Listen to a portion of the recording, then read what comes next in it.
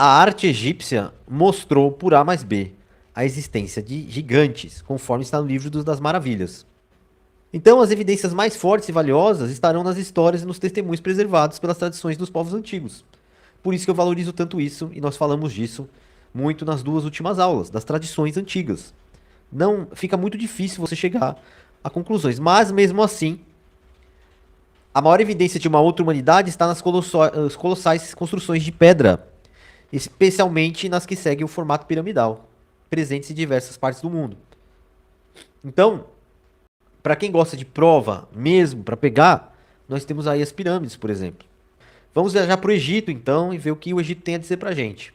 Para mim, um dos exemplos mais emblemáticos são as três grandes pirâmides do Planalto de Gizé, que de forma equivocada foram atribuídas aos faraós Quéops, Quefren e Miquerinos.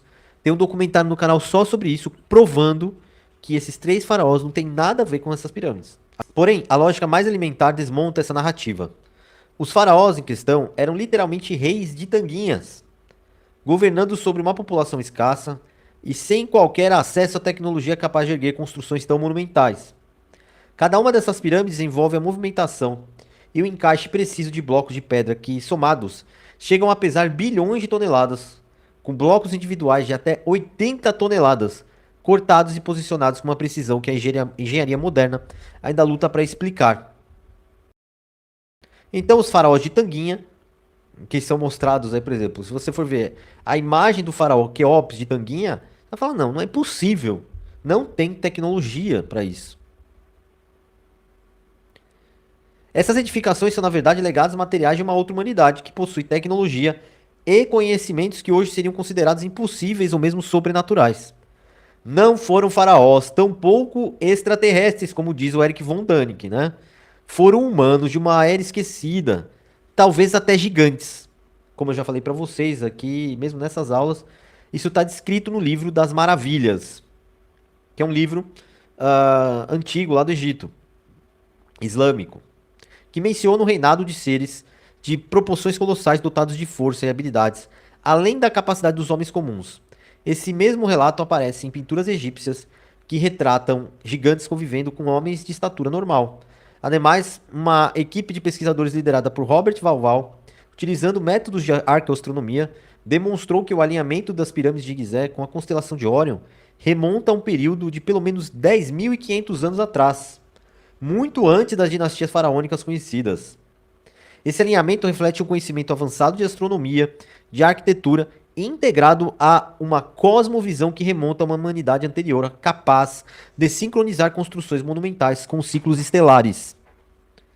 E é claro que até o próprio Robert Bauval, desconhecendo completamente a cosmologia egípcia, acabou, né, cometendo alguns equívocos aqui.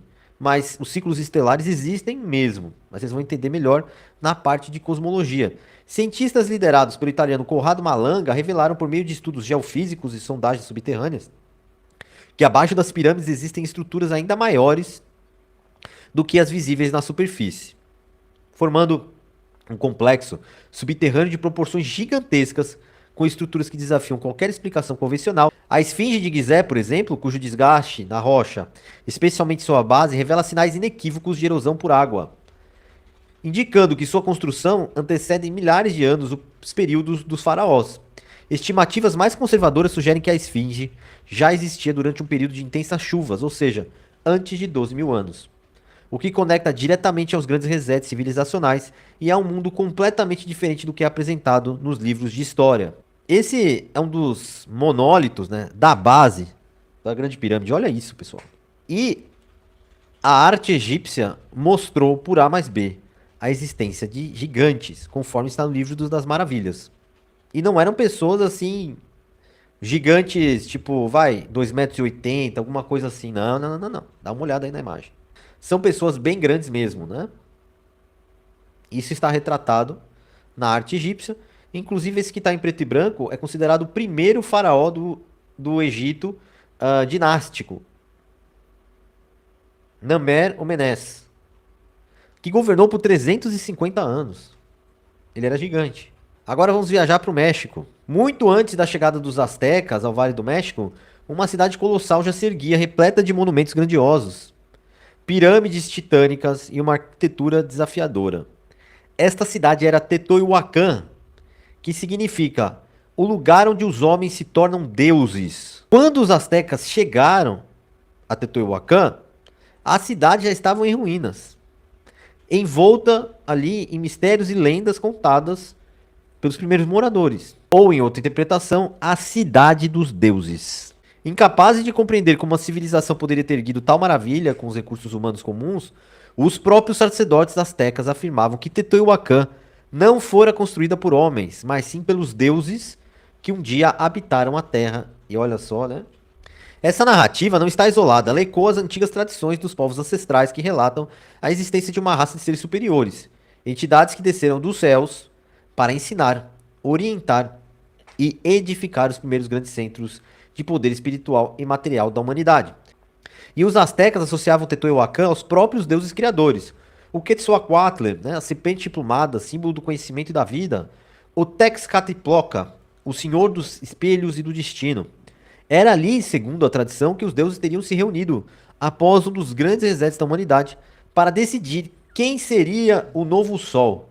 Ou seja, qual ciclo da criação iluminaria a próxima era da humanidade.